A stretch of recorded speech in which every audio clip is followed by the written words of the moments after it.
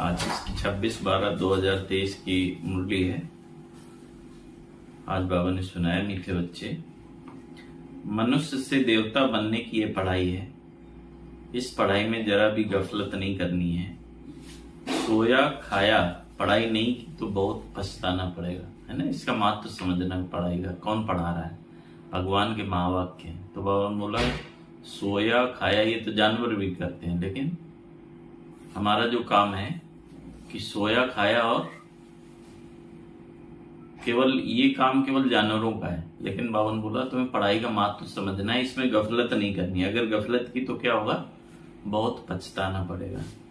आज की मुरली में बाबा ने प्रश्न किया, किस बात में ब्रह्मा बाप को फॉलो करो तो उन्नति होती रहेगी? किस बात में ब्रह्मा बाप को फॉलो करो तो उन्नति होती रहेगी? दुनिया में बाबा कहते हैं कि नकल करते हो तो गलत माना जाता है, लेकिन बाबा ने यहाँ खुली छूट दी है नकल करने की। किसकी नकल करनी है? ब्रह्मा बाबा की। तो बाबा ने बोला किस बात को ब्रह्मा बाप को फॉलो करोगे तो उन्नति होती रहेगी? उत्तर है, जैसे ब्रह्मा बाप ने अपनी पूरी आहुति दे दी। कौन सी आहुति दे दी? तन मन धन सब कुछ समर्पण कर दिया। जैसे ब्रह्मा बाप ने अपनी पूरी आहुति दे दी, अर्थात सब कुछ समर्पण किया, ऐसे फॉलो फादर उन्नति का साधन है बाप के रचे हुए इस रुद्र यज्ञ में अपनी आहुति देना, अर्थात आहुति देना अर्थात बाप का मददगार बनना। परंतु यह ख्याल भी कभी नहीं आना चाहिए कि मैंने इतनी मदद की, इतना किया, इतना दिया, है ना। भक्ति मार्ग में तो गाते रहे ना कि तेरा तुझको अर्पण, है ना। तो बाबा ने बोला वो प्रैक्टिकल करना है। देना भी है लेकिन उसका भी अहंकार ना हो, क्योंकि मिला किससे? देने वाला कौन है? बाप तो दाता है, उससे तुम लेते हो, देते नहीं हो, है ना। बाप तो दाता है, उससे तुम लेते हो, देते नहीं हो। गीत है, तूने रात गवाई सोए के और दिवस गवाया खा पी के, है ना। तो बाबा ने बोला समय कौन सा चल रहा है? संगम युग का समय है, इसलिए इसको वेस्ट नहीं करना। ओम शांति। बच्चों ने गीत सुना, इस पर भी बच्चों को समझाना है कि बाप कहते हैं बच्चों से मैं बात करता हूं और कोई भी ऐसे कह नहीं सकेंगे। साधु संत महात्मा तो ढेर हैं, कोई कहते हैं कि इनमें शक्ति है, ये तो सबका बाप है, वह बैठ समझाते हैं। बहुत बच्चे हैं जो सारा दिन बस खाते पीते और सोते हैं, नींद बहुत करते हैं। इससे क्या होगा? इससे क्या होगा? बाबा ने बोला हीरे जैसा जन्म खो देंगे। माया गफलत बहुत कराती है। कुंभकर्ण की नींद में माया ने सुला दिया है, अब जगाने वाला आया है। अज्ञान निद्रा से जागो, है ना। अस्तोमा सदगमे तमसोमा ज्योतिर्गमय, है ना। तो तम को मिटाने वाला आया हुआ है। सारी सृष्टि, उसमें भी खास भारत में अज्ञान ही अज्ञान है। तो बाप कहते हैं अब गफलत करेंगे तो बहुत बहुत पछताना पड़ेगा, क्योंकि समय कौन सा है? कमाई का समय है। फिर पछताने से तो काम नहीं होगा। यहाँ मनुष्य देवता बनने की पढ़ाई है, ऐसे और कोई कह ना सके। ऐसे नहीं, यहाँ भी वही ज्ञान है, ये तो पढ़ाई ही नहीं है, ना। दुनिया में क्या बोलते हैं? बहुत ज्ञान है ना, बहुत सारे धर्म संप्रदाय मतांतर हैं, बोलो सब में वही ज्ञान है। नहीं, ये ज्ञान ही अलग है। और सब में वो ज्ञान होता तो संसार की दुर्गति नहीं होती ना। तो बाबा ने बोला अब ये जो सत्य ज्ञान है, इससे ही उत्थान होना है, नई दुनिया आनी है। तो बाबा ने बोला ये वो ज्ञान नहीं, ये सब नई बातें हैं। ये पढ़ाई तो नई है। आदि सनातन देवी देवता धर्म की स्थापना होती है। ऐसे तो यहाँ भी देवी बहुतों को कहते हैं, स्त्री देवी तो पुरुष देवता हो गया, परंतु हम तो सतयुग में देवी देवता पद पाने का पुरुषार्थ कर रहे हैं। सो तो जरूर सतयुग स्थापन करने वाला ही प्राप्त कराएगा।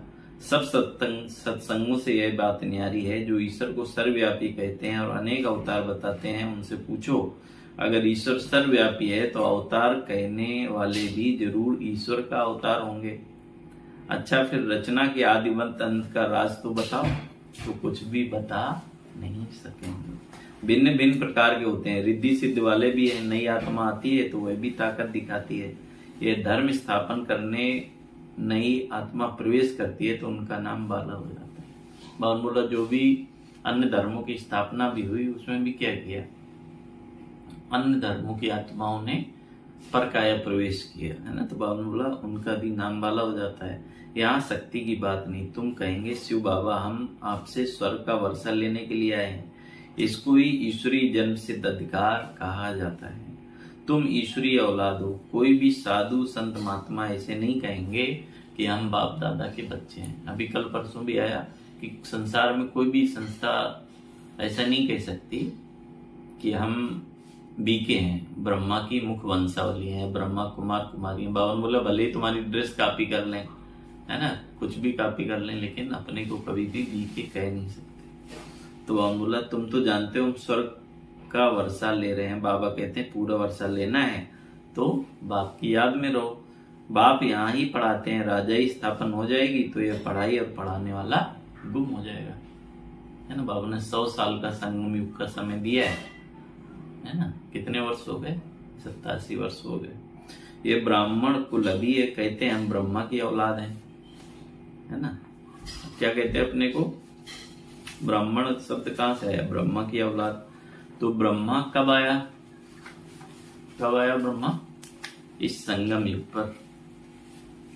प्रजापिता ब्रह्मा जिन ब्राह्मणों को रचते हैं वह तो देवी देवता बन जाते हैं, फिर ब्राह्मण तो रहते नहीं हैं। हम फिर देवता कुल में चले जाएंगे, ब्राह्मण सो देवता। फिर कर्म कांड के लिए जो पुजारी ब्राह्मण है वह कोई ऋषि मुनि आदि ने शुरू किए होंगे। द्वापर में जब शिव आदि के मंदिर बनाकर पूजा करते हैं तो पूज्य देवी देवता थे वह फिर पुजारी बन जाते हैं। उस समय मंदिरों में ब्राह्मण चाहिए तो उसी समय ब्राह्मण भी शुरू होंगे। जो पूज्य से पुजारी बने उनको ब्राह्मण नहीं कहेंगे। मंदिरों में मूर्ति के आगे ब्राह्मण जरूर होगा तो उस समय वह ब्राह्मण भी निकले होंगे। यह हुआ डिटेल समाचार। वास्तव में इसमें भी ज्ञान का संबंध नहीं है। ज्ञान सिर्फ कहता है मन मना भाव, है ना। बाबा ने जो डिटेल बताता है, लेकिन उसके बाद ज्ञान का सही अर्थ क्या है? अपनी बुद्धि को भगवान में टिकाना। तो मन मना भाव। तुम बच्चों को कहा जाए शिव बाबा और वर्षे को याद करो तो क्या सिर्फ याद करने से सभी लक्ष्मी नारायण बन जाएंगे? नहीं, फिर पढ़ाई भी तो है। बाबा ने 4 सब्जेक्ट देना, है ना, ज्ञान योग धारणा सेवा है। तो बाबा ने बोले याद का भी एक सब्जेक्ट है, ऐसे पढ़ाई का भी सब्जेक्ट है, नहीं, दोनों इंटरलिंक है ना। अच्छे से पढ़ाई करेंगे तभी योग लगेगा, योग अच्छा होगा तो पढ़ाई अच्छी बुद्धि में बैठेगी। तो इंटरलिंक है। जितना ज्यादा सर्विस करेंगे उतना उच्च पद पाएंगे, उतना गोल्डन स्पून इन माउथ होगा, माने सोने का चम्मच मुंह में, है ना। कोई इसीलिए देखो जन्म कोई राजा के यहाँ जन्मता है तो बचपन से ही सोने चांदी के बर्तन में खाता है ना। कोई गरीब के यहाँ जन्म होता है खाने को भी नहीं मिलता है। तो बाबा ने उसका आधार क्या है?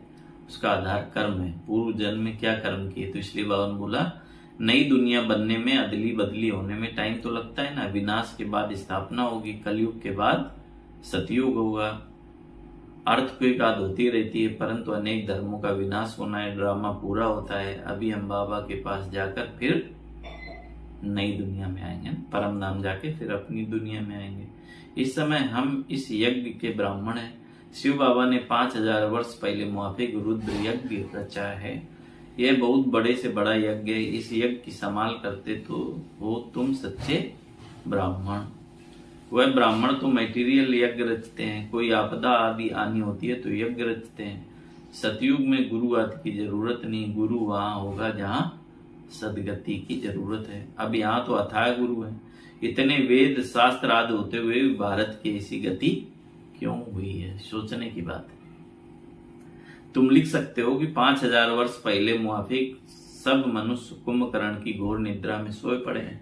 नींद तो सब करते हैं, परंतु यह है अज्ञान निद्रा की बात। कोई भी गुरु नहीं जो सदगति दे सके। अब सोजरा करने वाला कौन है? तुम बच्चों को समझाया है कि परम पिता परमात्मा के बिना सोजरा हो नहीं सकता।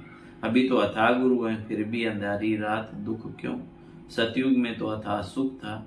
अब जब भगवान की श्रीमत मिले तब सुख हो। रावण ने भारत को पतित दुखी किया। बाप कहते हैं इस काम महाशत्रु को जीतो, पवित्रता की प्रतिज्ञा करो, तब नई दुनिया के मालिक बनेंगे। गुरु लोग कभी ऐसे नहीं कहेंगे कि पवित्र बनो। अभी तुम घोर सोजरे में आए हो, तुम जाकर पूछो भारत जो इतना सुखी था अब इतना दुखी क्यों हुआ है? तुम बच्चे जानते हो हंसो देवता बनते हैं।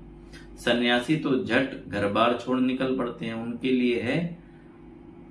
लिए कहते हैं कि सन्यासी पावन है। वो ऐसे नहीं कहेंगे हम पावन बनने के लिए पुरुषार्थ कर रहे हैं। तुम्हारी बात ही न्यारी है, क्योंकि उनका पावनता का क्या अर्थ है कि घर बार को छोड़ दिया पवित्र रहे, वो पावनता नहीं। लेकिन बाबा अति सूक्ष्म है, हमारे अंदर जो भी विकार है ना, उसको जड़ से खत्म करना, तो वो ना पवित्रता की बहुत ही गहरी डिफिनीशन बाबा बताते हैं।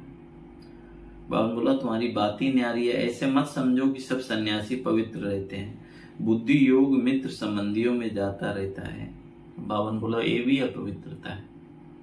जब तक अवस्था मजबूत ना हो, तुमको कहा जाता है देह सहित देह के सब संबंधों को भूलो, तो कितनी मेहनत लगती है। उनसे जब पूछा जाता है तो सन्यास कब किया, लौकिक नाम क्या है, तो कहेंगे ये बातें मत पूछो, स्मृति क्यों दिलाते हो। कोई बतलाते भी हैं।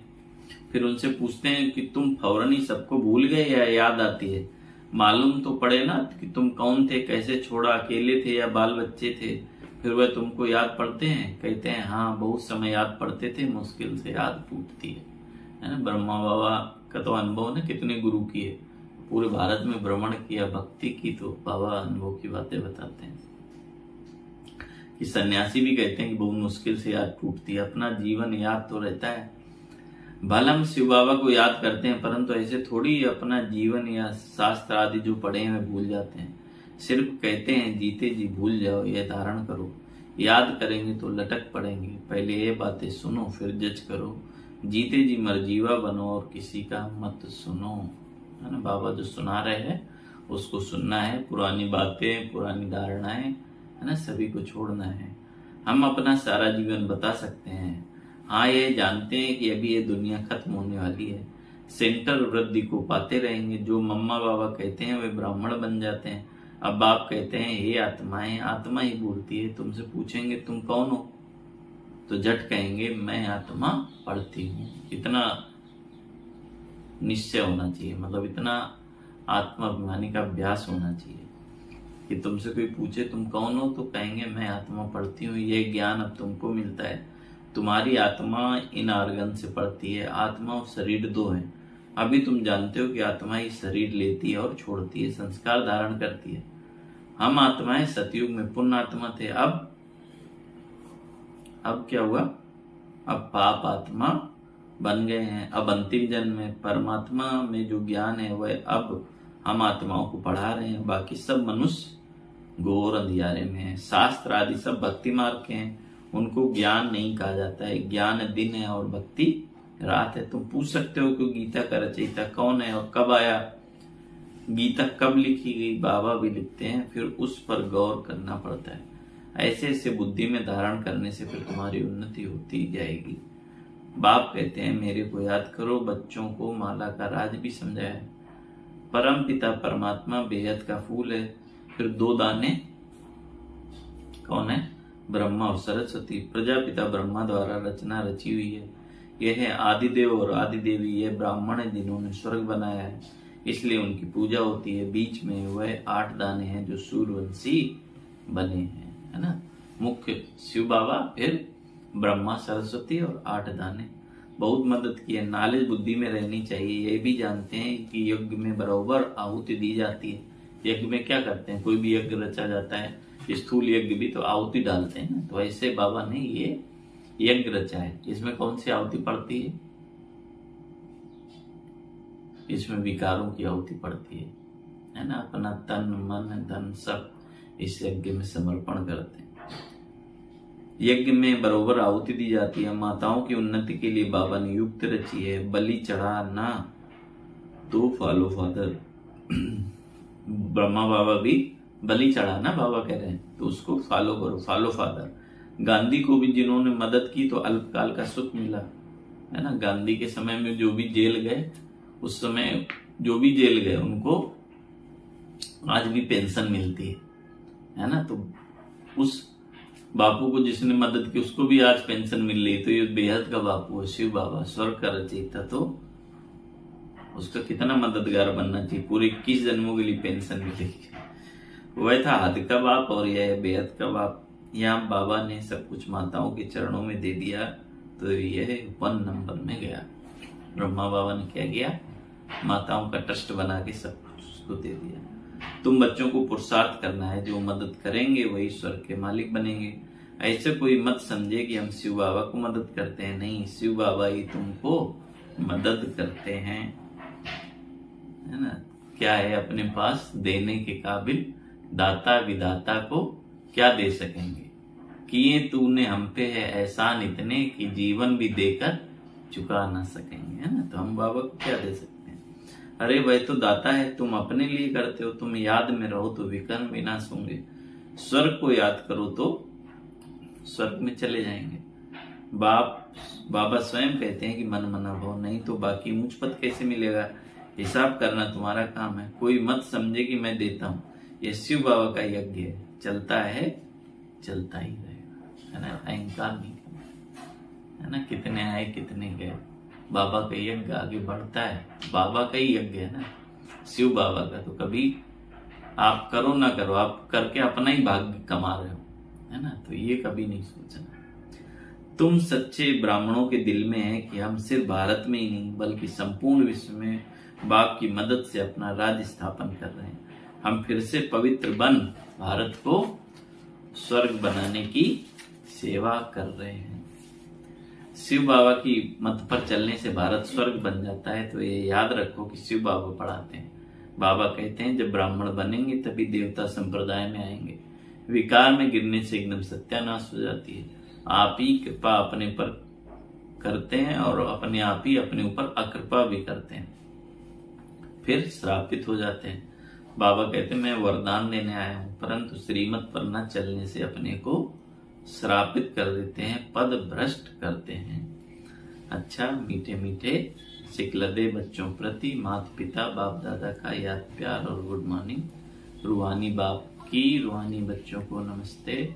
हम रूहानी बच्चों की रूहानी बाप दादा को याद प्यार गुड मॉर्निंग, नमस्ते बाबा, नमस्ते, शुक्रिया बाबा, शुक्रिया। धारणा के लिए मुख्य सार है, बुद्धि से सब कुछ भूलने के लिए जीते जी मरना है, एक बाप की सुनना है, अपनी उन्नति के लिए पूरा बलिहार जाना है। दूसरा पॉइंट है श्रीमत पर चल, स्वयं पर कृपा करनी है, सच्चे ब्राह्मण बन यज्ञ की संभाल करनी है, पढ़ाई अच्छी रीत पढ़कर ऊंच पद पाना है। वरदान है सेवा को बाप के आगे बुद्धि से अर्पण कर स्वयं निश्चिंत रहने वाले सफलता स्वरूप भव। सेवा को बाप के आगे बुद्धि से अर्पण कर स्वयं निश्चिंत रहने वाले सफलता स्वरूप भव। कोई कैसी भी मुश्किल सेवा हो, लेकिन उस सेवा को बाप के आगे बुद्धि से अर्पण कर दो। मैंने किया सफलता नहीं हुई है, मैं पन नहीं लाओ। बाप की सेवा है, बाप अवश्य कराएगा। बाप को आगे रखो तो सदा निश्चिंत रहेंगे और सफलता भी मिलेगी। कभी कमजोर संकल्प का बीज नहीं डालो। ये नहीं सोचो कि सेवा तो कर रहे हैं लेकिन बाप की मदद तो मिलती नहीं, शायद मैं योग्य नहीं हूँ। यह भी व्यर्थ संकल्प है जो सफलता को दूर कर देते हैं। बाबा करा रहा है, मैं कर रहा हूँ, है ना। तो बस ये संकल्प में रहो, तेरा तुझको अर्पण क्या लागे मेरा, है ना। स्लोगन है ब्राह्मण कुल के दीपक वही बन सकते हैं जिनकी स्मृति की ज्योति सदा जगी हुई है।